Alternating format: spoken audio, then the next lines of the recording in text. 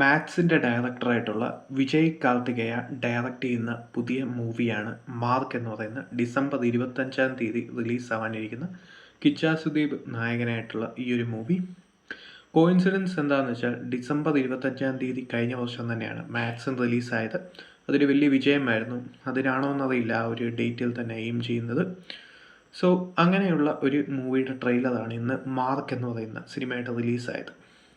2 ദിവസം മുന്നേ ഇറങ്ങിയ ദർശൻ നായകനായിട്ട് വന്ന ഡെവിൽ എന്ന് പറയുന്ന പ്രകാശ് വീർ സംവിധാനം ചെയ്യുന്ന ആ ഒരു മൂവിയുടെ ട്രെയിലറും ഇതുമായിട്ടൊരു കമ്പാരിസൺ നടത്തുവാണെങ്കിൽ ആദ്യം മാർക്ക് കണ്ടിട്ടാണ് ഡെവിലിൻ്റെ ട്രെയിലർ കണ്ടത്. അതുകൊണ്ടാണോ എന്നറിയില്ല, മാർക്ക് പലയിടങ്ങളിലും മാത്സിനെ ഓർമ്മപ്പെടുത്തുന്ന രീതിയിലായിരുന്നു ആ ഒരു ട്രെയിലറിൻ്റെ പോക്ക്.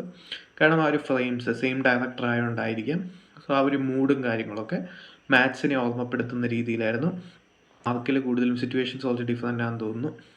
ബട്ട് ആ ഒരു മൂഡും സിനിമാറ്റോഗ്രഫിയും ബാക്കിയുള്ള സംഭവങ്ങളൊക്കെ മാത്സിനെ ഓർമ്മപ്പെടുത്തുന്നുണ്ട്. അതുകൊണ്ട് തന്നെ ഒരു ആവറേജ് ടു എബവ് ആവറേജിനിടയിൽ നിൽക്കുന്ന ഒരു ട്രെയിലറായിരുന്നു മാർക്കിൻ്റേത്. പക്ഷേ പിന്നെയാണ് ഡെവിൽ എന്ന് പറയുന്ന ആ ഒരു കന്നഡ മൂവിയുടെ ട്രെയിലർ കാണാനിടയായത്. അപ്പോഴാണ് മാർക്ക് എത്രയോ ബെറ്റർ ആണെന്ന് മനസ്സിലായത്. കാരണം അങ്ങനെയുള്ള ഒരു എക്സിക്യൂഷനാണ് ആ ഒരു ട്രെയിലറിൻ്റെ ആ ഒരു ട്രെയിലർ കട്ട്സിൽ കൂടി നമുക്ക് മനസ്സിലാവുന്നത്. കാരണം ഒരു ക്രിഞ്ചായിട്ടുള്ള ഓവർ സ്റ്റൈലിഷ് ആയിട്ടുള്ള അങ്ങനെയുള്ള ഒരു ഈ വർഷത്തെ ഏറ്റവും മോശം കന്നഡ പടത്തിൻ്റെ ട്രെയിലർ കാണുന്ന ആ ഒരു ഫീലായിരുന്നു ആ ഒരു മൂവിയുടേത്. കാര്യമായിട്ടൊന്നുമില്ലാതെ ഒരു ഇൻട്രസ്റ്റും തോന്നിക്കാത്ത രീതിയിലുള്ള ഒരു സംഭവം. മറിച്ച് ഈ ഒരു മാർക്കിലോട്ട് വരുമ്പോഴത്തേക്കും മാർക്കിൽ ആ ഒരു കിച്ചാ സുദീപിൻ്റെ സംഭവങ്ങളാണെങ്കിലും ആ ഒരു മാത്സിൻ്റെ കുറേ ഫ്രെയിംസ് ഓർമ്മപ്പെടുത്തിയാൽ പോലും അത്യാവശ്യം ഒരു മാക്സിമം നല്ലൊരു കൊമേഴ്ഷ്യൽ മൂവി ആവാൻ ചാൻസ് ഉണ്ടെന്ന് തോന്നിപ്പിക്കുന്ന ഒരു ട്രെയിലറായിരുന്നു. ഷൈൻ ടോപ്പ് ജാക്ക ആണെന്ന് തോന്നുന്നു വില്ലൻ ട്രെയിലർ കണ്ടിട്ട്.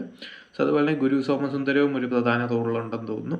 സോ അതൊക്കെയാണ് ഈ ഒരു മാർക്കിനെ കുറിച്ചുള്ള തോട്ട്സ്. ഈ ഒരു സിനിമയിലോട്ട് വരുമ്പോൾ ഡെവിലിലോട്ട് വരുമ്പോൾ കാര്യമായിട്ടുള്ള ഇൻട്രസ്റ്റ് ഒന്നും തോന്നിപ്പിക്കാതിരിക്കാൻ കാരണം തന്നെ അത് ഭയങ്കര ഓവർ സ്റ്റൈലിഷ് ആയിട്ട് ഓവർ സബ്സ്റ്റൻസ് ആയിട്ട് അങ്ങനെയുള്ള സംഭവങ്ങളാണ് തോന്നുന്നത്. അതല്ലാതെ കാര്യമായിട്ടുള്ള ഒരു ഇൻട്രസ്റ്റും തോന്നിപ്പിക്കാത്തൊരു ട്രെയിലറാണ്.